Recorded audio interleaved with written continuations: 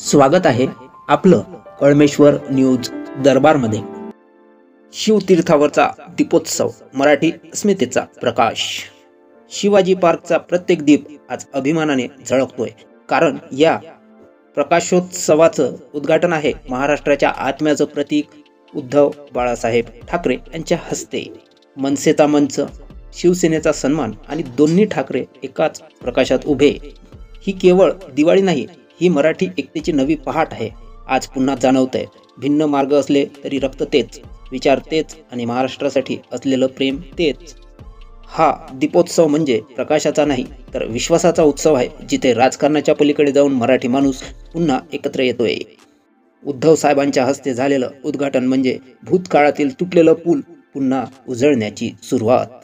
या दीपोत्सवात केवळ दिवेच नाहीत, तर आशेचा, ऐक्याचा आणि मराठी अस्मितेचा तेजोमय प्रकाश आहे। जय महाराष्ट्र, जय मराठी। ठाकरे बंधूंच्या या दिवाळीने महाराष्ट्र पुन्हा उजळला।